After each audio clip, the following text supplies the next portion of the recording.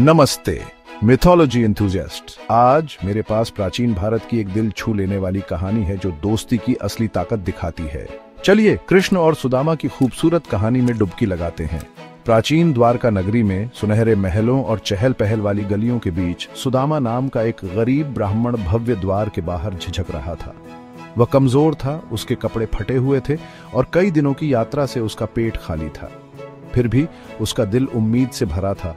वह अपने बचपन के दोस्त द्वारका के राजा और स्वयं भगवान कृष्ण से मिलने आया था। बचपन में कृष्ण और सुदामा ने गुरु संदीपनि के आश्रम में साथ साथ पढ़ाई की थी। हालांकि कृष्ण एक राजकुमार थे, उन्होंने सुदामा को कभी कमतर नहीं समझा। वे सब कुछ बांटते थे, अपना खाना, अपनी हंसी और यहाँ तक कि संघर्ष के पल भी। एक बार जब वे जंगल में भूखे थे तब सुदामा ने अपना पोहा कृष्ण को दे दिया था। प्यार का वह काम कभी भुलाया नहीं गया था, लेकिन समय बीत गया और उनके जीवन ने अलग अलग रास्ते ले लिए। कृष्ण द्वारका के राजा बन गए, जबकि सुदामा गरीबी में रहते थे। एक दिन अपनी पत्नी के कहने पर सुदामा कृष्ण से मिलने निकल पड़े। धन मांगने के लिए नहीं, बल्कि अपने प्यारे दोस्त को एक बार फिर से देखने के लिए। सुदामा अपने साथ पोहे का एक छोटा सा बंडल ले गए।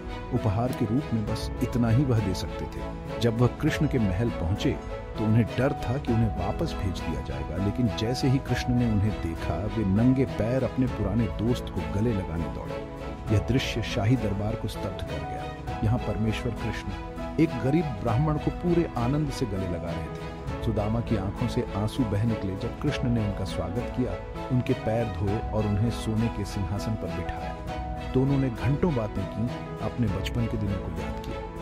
फिर कृष्ण ने सुदामा के हाथ में कपड़े का छोटा सा बंडल देखा। मेरे लिए क्या लाए हो प्रिय मित्र? कृष्ण ने उत्साह से पूछा। अपने मामूली उपहार पर शर्मिंदा सुदामा हिचकिचाए, लेकिन कृष्ण ने बंडल छीन लिया और पोहा बड़े चाव से खाया। हर निवाले का स्वाद ऐसे लिया जैसे वह दुनिया का सबसे बढ़िया भोजन हो।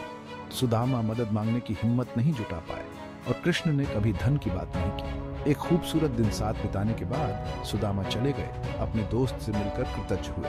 लेकिन जब वे घर लौटे तो चौंक गए। उनकी छोटी सी टूटी फूटी झोपड़ी एक शानदार महल में बदल गई थी और उनका परिवार अच्छे कपड़े पहने हुए था। कृष्ण ने चुपचाप उन्हें भरपूर आशीर्वाद दिया था, ये साबित करते हुए कि सच्ची दोस्ती इनाम नहीं मांगती, यह बस देती है। कृष्ण और सुदामा की कहानी एक कालातीत याद दिलाती है कि सच्ची दोस्ती धन और हैसियत से परे होती है। प्यार, वफादारी और निस्वार्थता असली रिश्तों को परिभाषित करते हैं। और जब दिल साफ होते हैं तो मुट्ठी भर चावल भी दिव्य आशीर्वाद बन सकता है। हमारे समृद्ध मिथोलॉजी की सबसे मार्मिक कहानियों में से एक के माध्यम से इस यात्रा में मेरे साथ जुड़ने के लिए धन्यवाद। दिल को छू लेने वाली और आत्मा को समृद्ध करने वाली और कहानियों के लिए लाइक, शेयर और सब्सक्राइब करना न भूलें। अगली बार तक प्रेरित रहें।